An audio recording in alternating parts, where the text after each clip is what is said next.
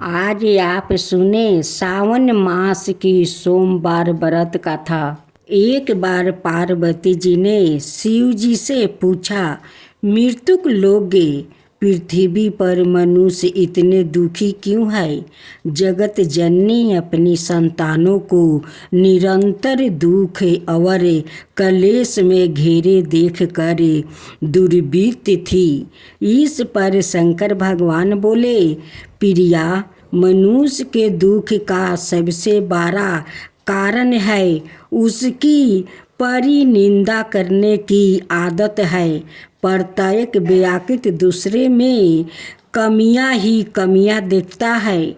उसे सामने वाला व्यक्ति हर परिस्थिति में गलती ही गलती है।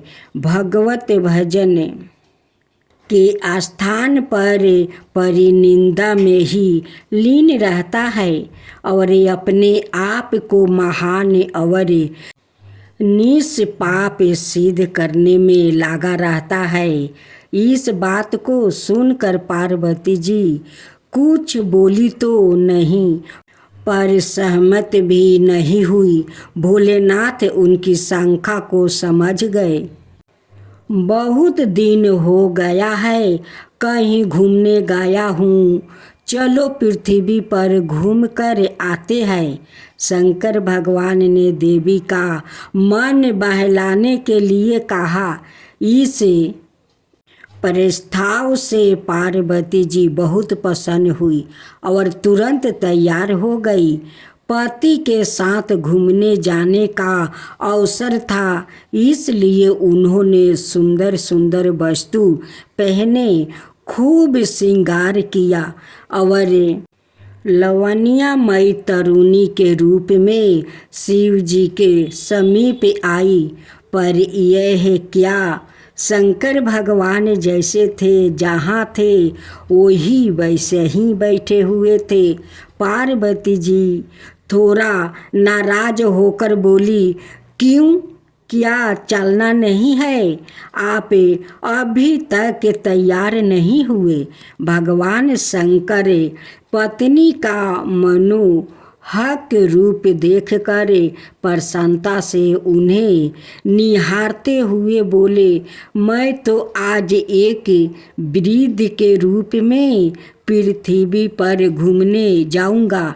यह बात पार्वती जी को पसंद तो नहीं आई, पर पति के साथ घूमने जाने के उत्साह में उन्होंने कोई बहस भी नहीं की और शिव जी की सवारी नंदी बैल को चलने का आदेश दे दिया।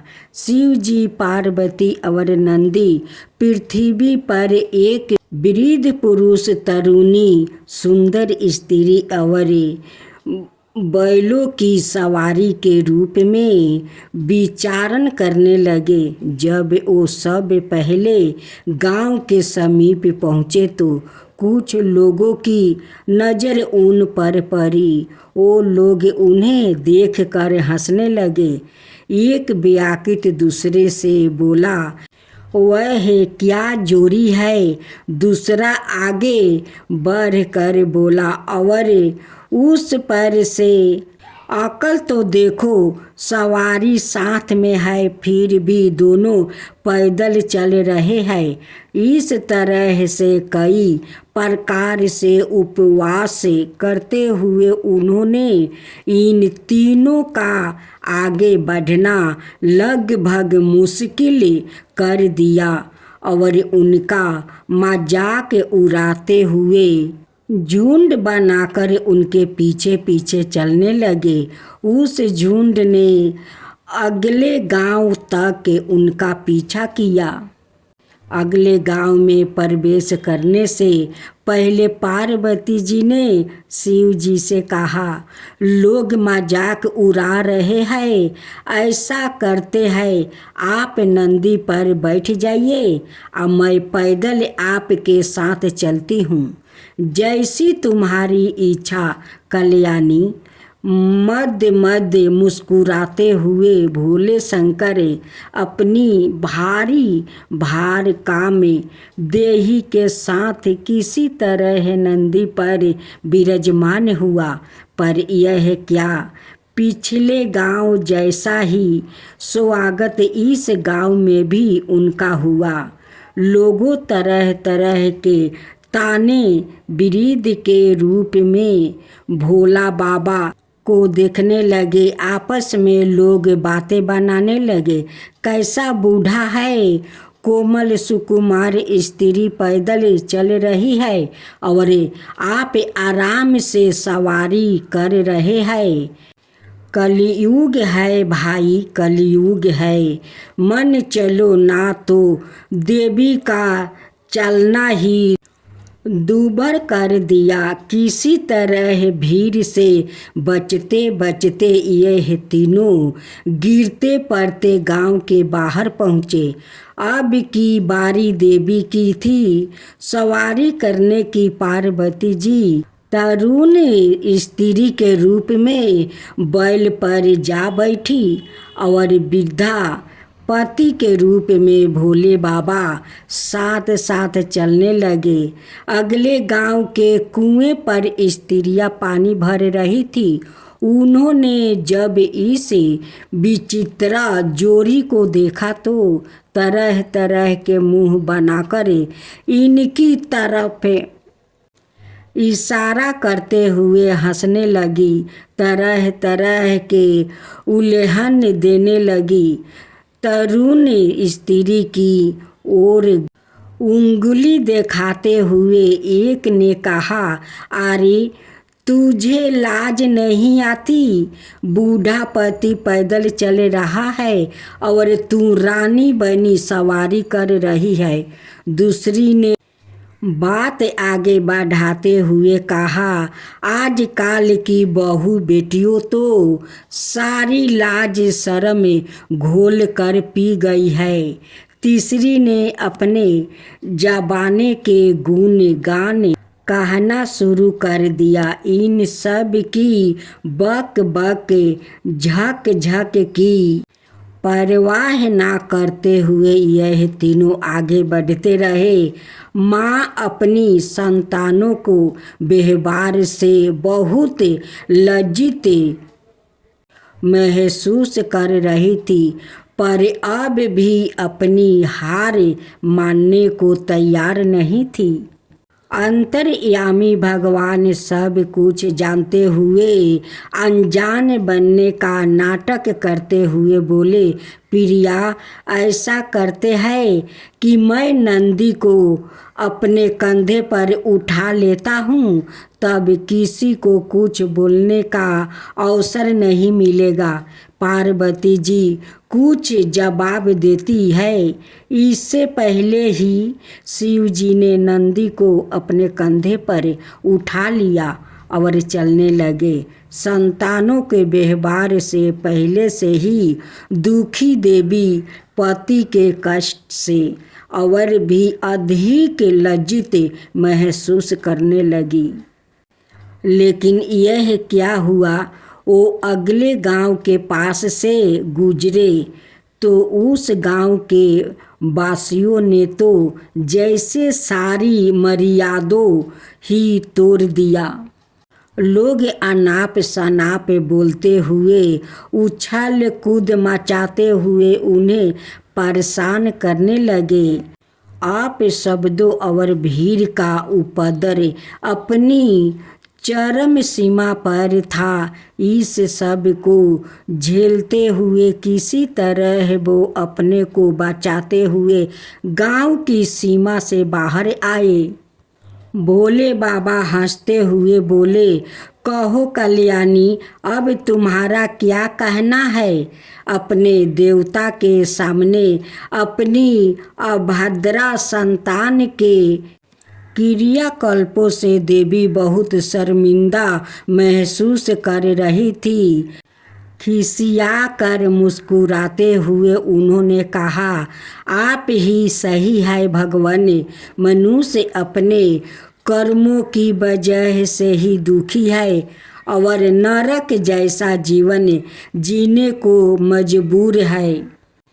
अब कभी भी पर निंदा या किसी का उपवास उड़ाने से पहले रुके, जरा सोचे, कहीं सामने वाले को रूप में हमारे आराध्या हमारी परीक्षा लेने के लिए तो नहीं खड़े हैं। भक्तजनों, आज आप सुने भगवान शंकर की व्रत कथा। एक शिव भक्त भगवान शंकर को खुश करने के लिए भगवान शिव के मंदिर पहुंचा। भगवान को खुश करने के लिए वो एक लोटा में दूध भर कर शिव जी का अभिषेक करने के ले लिया। साथ में फूल माला, धतूरा का फल, बेल की पत्तियाँ जो शिव जी को अति प्रिय है वो सब भी ले लिया। मंदिर में जाकर भगवान को सब अर्पण करने के बाद लौटते समय जब मंदिर का घंटा बजाने के लिए सर ऊपर उठाया तो देखता है कि मंदिर में सोना का घंटा लगा हुआ है। सोने का घंटा देखकर उसके मन में लालच आ गया। वो सोचने लगा कि यह सोना का घंटा अगर मुझे मिल जाता तो मैं कितना धनवान बन जाऊंगा, मेरे पास बहुत पैसे आ जाएगा। यह सोचकर उसने सोने की घंटा चुराने की योजना बनाई।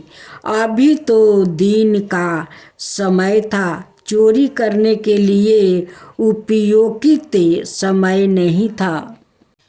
इसलिए वो रात के अंधेरे में मंदिर का घंटा चुराने के नियत से आया। मंदिर की लाइट जल रही थी, दरवाजे में ताला नहीं मारा गया था।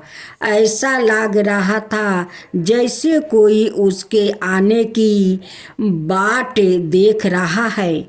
उस भक्त ने जो चोरी की नियत से मंदिर में प्रवेश किया था, अंदर आकर मंदिर का दरवाजा बंद कर लिया। सामने भगवान शिव की मुस्कुराती हुई प्रतिमा थी। एक क्षण को भक्त रूपी चोर की नजरों भगवान से मिली और दूसरे ही क्षण उस भक्त रूपी चोर ने निगाह फेर लिया। आखिर अब वो चोर बन चुका था। उसके निगाहों की लाज और सील समाप्त हो चुकी थी।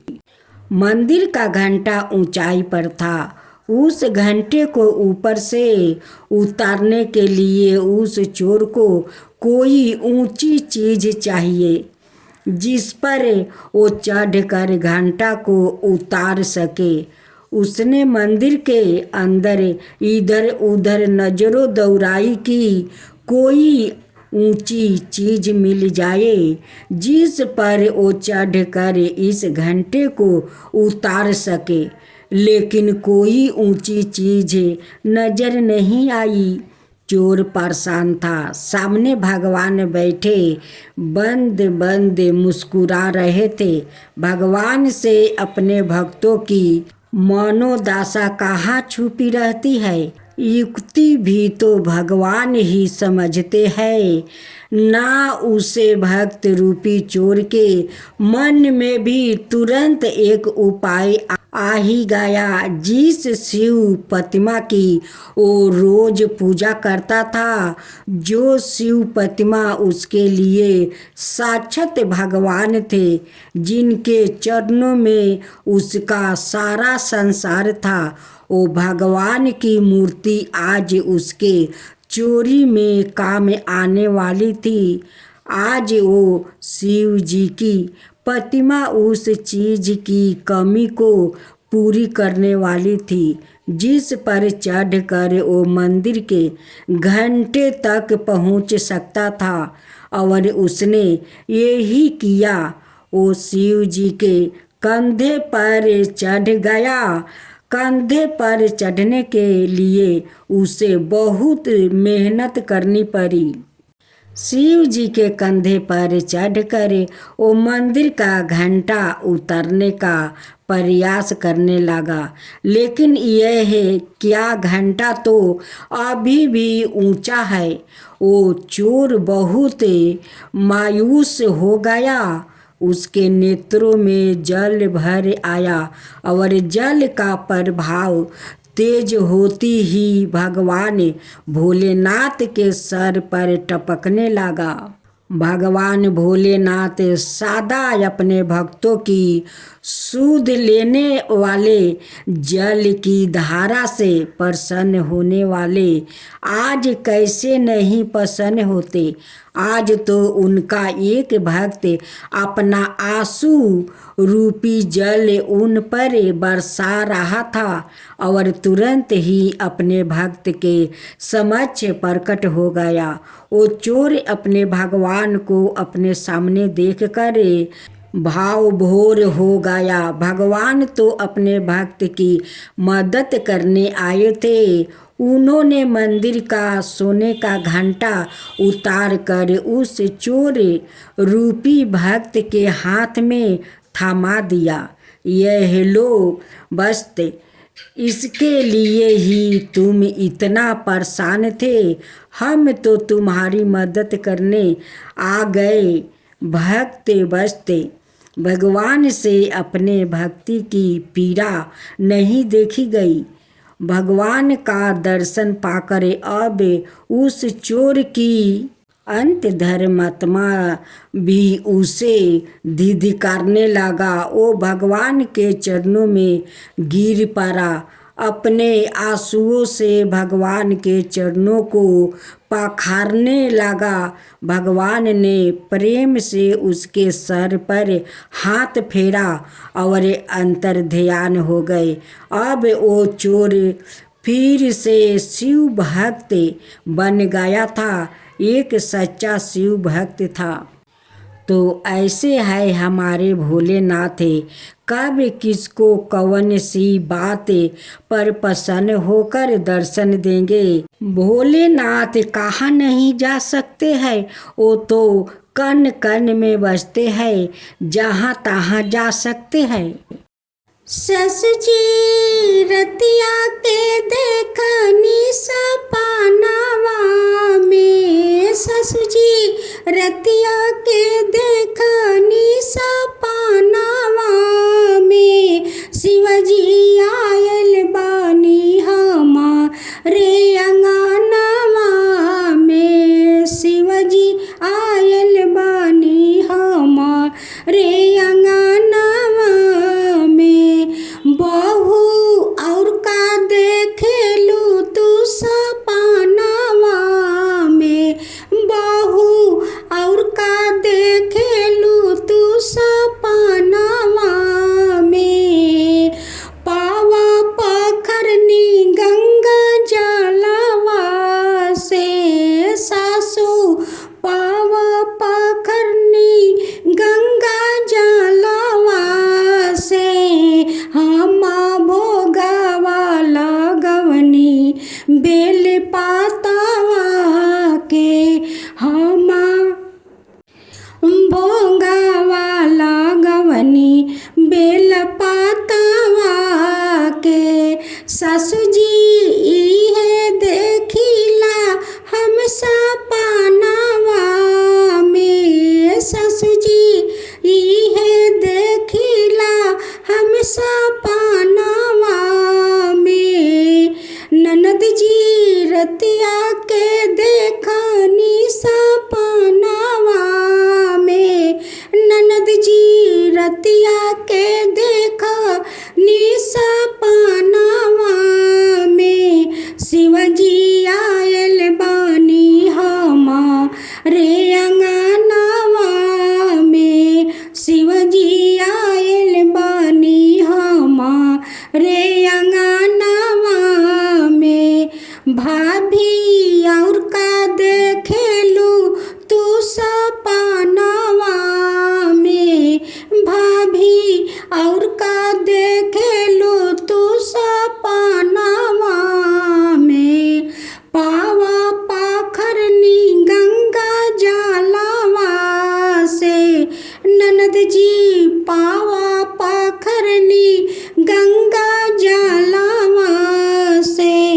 हम भोगावा लगवनी भांग धतुरावा के, हम भोगावा लगवनी भांग धतुरावा के। ननद जी इहे देखिला हम सपनावा में, ननद जी इहे देखिला हम सपनावा में। जेठानी जी रतिया के देखनी सपनावा में, जेठानी जी रतिया के देखनी सपनावा में। शिवाजी आयल बानी हमारे अंगनावा में, शिवजी आयल बानी हमारे अंगनावा में। देवरानी जी का तू देखे लू सपनावा में, देवरानी जी का तू देखे लू सपनावा में। पौआ पखरनी गंगा जलवा से, जेठानी जी पौआ पखरनी गंगा जलवा से। हम भोगावा लगवनी फल दूधवा से, हम भोगावा लगवनी फलवा दूधवा से। जेठानी जी इहे देखिला हम सपनावा में, जेठानी जी इहे देखिला हम सपनावा में। देवर जी रतिया के देखनी सपनावा में, शिवजी आयल बानी हमारे आंगनवा में, शिवजी आयल बानी हमारे आंगनवा में। भाभी और का देखेलू तू सपनावा में, भाभी और का देखेलू तू सपनावा में। पौआ पाखरनी गंगा जलवा से, देवर जी पौआ पाखरनी गंगा जलवा से।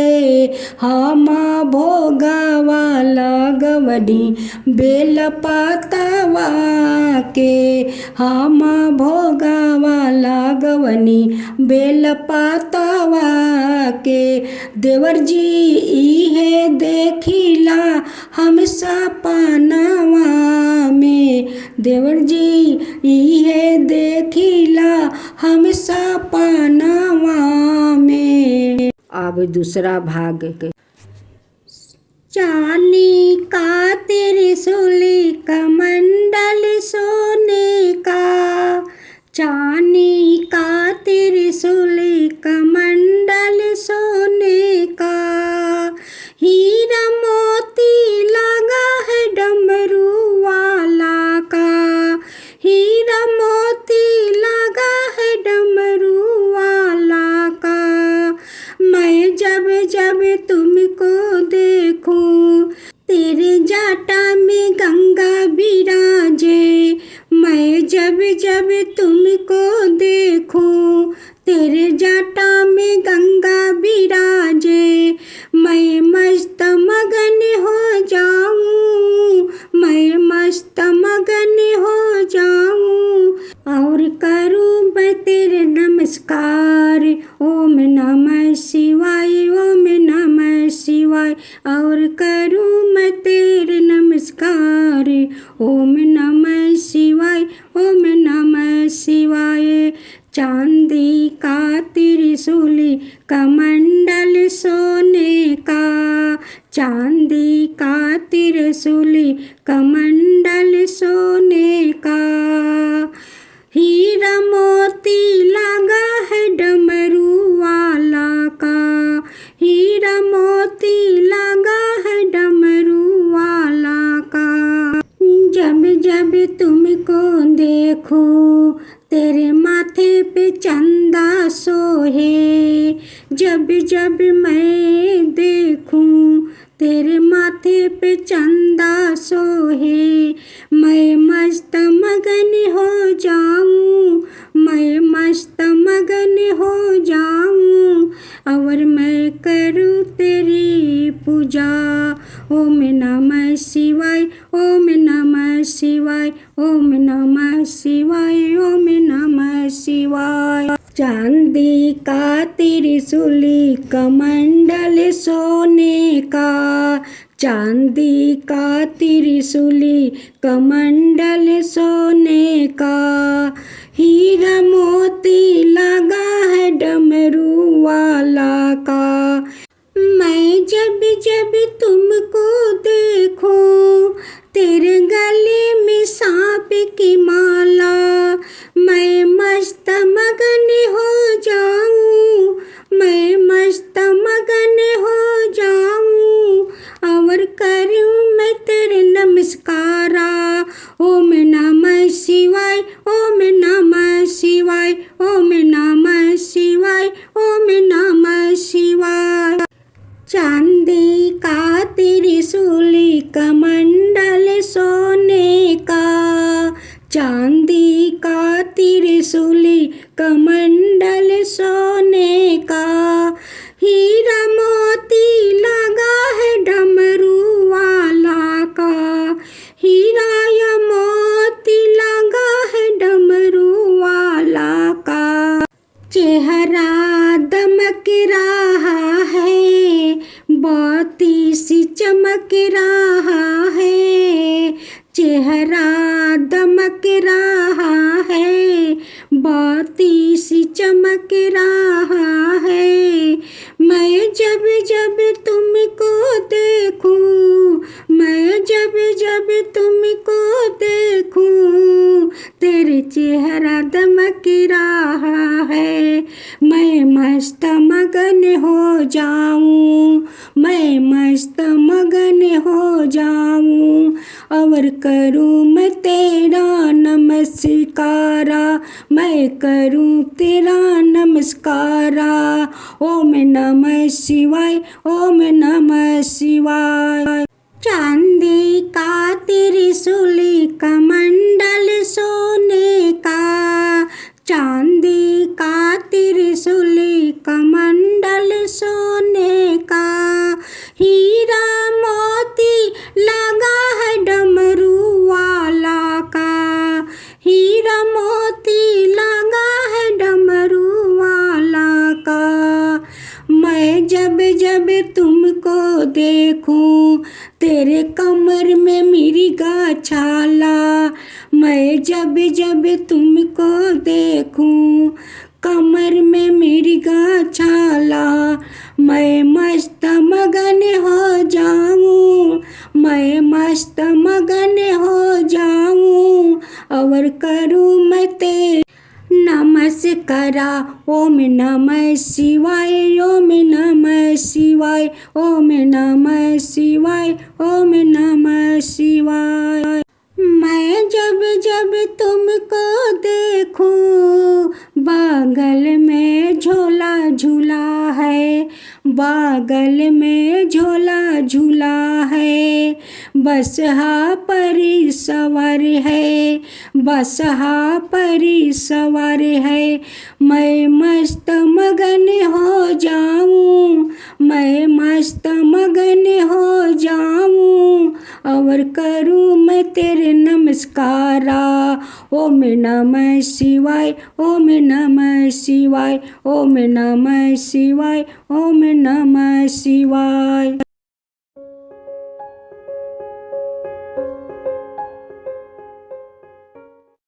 भोलेनाथ की जय हो, भोलेनाथ की जय हो, माता पार्वती की जय हो, माता पार्वती की जय हो। एक साहूकार था जो भगवान शिव का अनाय भक्त था। उसके पास धन धन आए, किसी भी चीज की कमी नहीं थी, लेकिन उसकी कोई संतान नहीं थी। और वो इसी कामना को लेकर रोज शिव जी के मंदिर जाकर दीपक जलाता था। उसके इस भक्ति भाव को देखकर एक दिन माता पार्वती ने शिव जी से कहा कि प्रभु, यह साहूकार आपका अनय भक्त है, इसको किसी बात का कष्ट है तो आपको उसे अवश्य दूर करना चाहिए। शिव जी बोले कि हे पार्वती, इस साहूकार के पास पुत्र नहीं है, यह इसी से दुखी रहता है। माता पार्वती कहती है कि हे ईश्वर, कृपा करके इसे पुत्र का वरदान दे दीजिए। तब भोलेनाथ ने कहा कि हे पार्वती, साहूकार के भाग्य में पुत्र का योग नहीं है। ऐसे में अगर इसे पुत्र प्राप्ति का वरदान मिल भी गया तो वो केवल 12 बरस की आयु तक ही जीवित रहेगा। यह सुनने के बाद भी माता पार्वती ने कहा कि हे प्रभु, आपको इस साहूकार को पुत्र का वरदान देना ही होगा। अनाथ भक्त क्यों आपकी सेवा पूजा करेंगे। माता के बार बार कहने से भोलेनाथ ने साहूकार को पुत्र का वरदान दे दिया, लेकिन यह भी कहा कि वो केवल 12 बरस तक ही जीवित रहेगा। साहूकार यह सारी बातें सुन रहा था, इसलिए उसे ना तो खुशी हुई और ना ही दुख। वो पहले की तरह भोलेनाथ की पूजा अर्चना करता रहा। उधर सेठानी गर्भवती हुई और 9 महीने के बाद एक सुंदर सा बालक की प्राप्ति हुई। परिवार में खूब उत्साह मनाया गया, लेकिन साहूकार पहले ही की तरह रहा और उसने लड़का की 12 बरस की आयु का जिक्र किसी से भी नहीं किया। जब बालक 11 बरस की आयु हो गई तो एक दिन साहूकार की सेठानी ने बालक के विवाह के लिए कहा। तो साहूकार ने कहा कि वो अभी बालक को पढ़ने के लिए काशी जी भेजेंगे। इसके बाद उसने बालक के मामा जी को बुलाया और कहा कि इसे काशी पढ़ने के लिए ले जाओ और रास्ते में जिस भी स्थान पर रुकना वहाँ यज्ञ करते और ब्राह्मणों को भोजन कराते हुए आगे बढ़ना। उन्होंने भी इसी तरह करते हुए जा रहे थे कि रास्ते में एक राजकुमारी का विवाह था। जिससे उसका विवाह होने वाला था वो एक आँख से काना था। तो उसके पिता ने जब अति सुंदर साहूकार के बेटे को देखा तो उनके मन में आया कि क्यों ना इसे ही घोड़ी पर बैठाकर शादी के सारे कार्य संपन्न करवा लिया जाए। तो उन्होंने मामा से बात की और कहा कि इसके बदले में वो अथाह धन देंगे। तो वो भी राजी हो गया। इसके बाद साहूकार का बेटा विवाह की वेदी पर बैठा और जब विवाह कार्य संपन्न हो गया तो जाने से पहले उसने राजकुमारी की चदरी के पल्लू पर लिखा कि तेरा विवाह तो मेरे साथ हुआ, लेकिन जिस राजकुमार के साथ भेजेंगे वो तो एक आँख का काना है। इसके बाद वो अपने मामा के साथ काशी के लिए चल गया। उधर जब राजकुमारी ने अपनी चुनरी पर यह लिखा हुआ पाया तो उसने राजकुमार के साथ जाने से मना कर दिया। तो राजा ने भी अपनी पुत्री को बारात के साथ विदा नहीं किया। बारात वापस लौट गई। उधर मामा और भांजे काशी पहुंच गए थे। एक दिन जब मामा ने जग रचा रखा था और भांजा बहुत देर तक बाहर नहीं आए, तो मामा ने अंदर जाकर देखा तो भांजे का प्राण निकल चुके थे। वो बहुत परेशान हुए, लेकिन सोचा कि अभी रोना पीटना मचाया तो ब्राह्मण चल जाएंगे और जग का कार्य अधूरा रह जाएगा। जब जग संपन्न हुआ तो मामा ने रोना पीटना शुरू किया। उसी समय शिव पार्वती उधर से जा रहे थे, तो माता पार्वती ने शिव जी से पूछा, हे प्रभु, यह कौन रो रहा है? तभी उन्हें पता चलता है कि यह तो भोलेनाथ के आशीर्वाद से जन्म हुआ साहूकार का पुत्र है।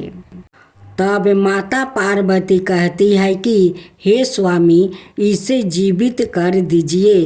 अनाथ रोते रोते इसके माता पिता के प्राण निकल जाएंगे। तब भोलेनाथ ने कहा कि हे पार्वती, इसकी आहु इतना ही थी, सो वो भोग चुका है। लेकिन माँ के बार बार आग्रह करने पर भोलेनाथ ने जीवित कर दिया। लड़का ओम नमः शिवाय करते हुए उठा और मामा भांजे दोनों के ईश्वर को धन्यवाद दिया और अपनी नगरी की ओर लौटा। रास्ते में वही नगर पारा और राजकुमारी ने उन्हें पहचान लिया। तब राजा ने राजकुमारी को साहूकार के बेटे के साथ बहुत सारे धन धनाये के साथ विदा किया। उधर साहूकार और उसकी पत्नी छत पर बैठे थे। उन्होंने यह प्रण कर रखा था कि यदि उनका पुत्र सकुशल ना लौटा तो वो छत से कूदकर अपना प्राण त्याग देंगे। तभी लड़के के मामा ने आकर साहूकार के बेटे और बहू के आने का समाचार सुनाया, लेकिन वो नहीं माने। तो मामा ने शपथ पूर्वक कहा।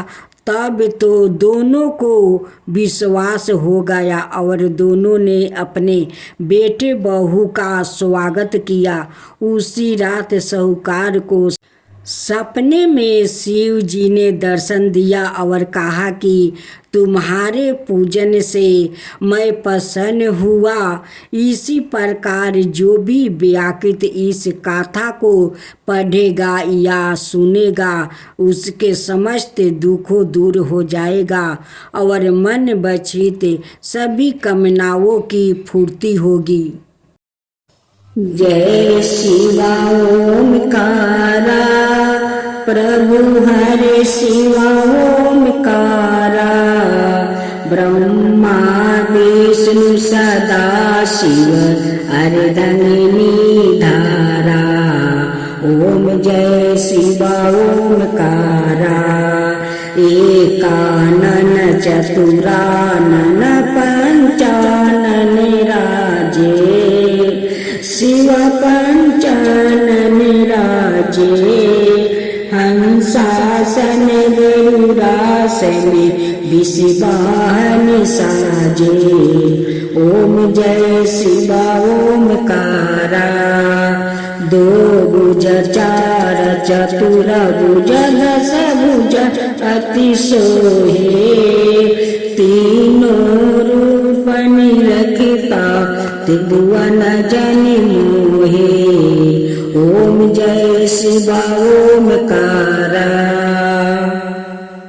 अक्षर माला बने माला मंगी माला तारी चंदन मृग मद सोहे बोले सुभिकारी ओम जय शिवा ओमकारा सीतंबर पीतांबर गंबर अंगे सनिकादिके बरे मादिकी भूतादिकी संगे ओम जय शिवा ओमकारा करिके मध्यम कमंडल चक्र त्रिशूल धरता जग करता जग भरता जग पालन करता ओम जय शिवा ओमकारा ब्रह्मा विष्णु सदा शिव जानते अविवेका प्राण बचर के मध्यम यह तीनों एका ओम जय शिवा ओमकारा तिरगुण शिव जी के आरती जो कोई नर गावे शिवा जो कोई नर गावे कहत शिवानंद स्वामी मन भजत शिवानंद स्वामी मन बाचित फल पावे ओम जय शिवा ओमकारा जय शिवा ओम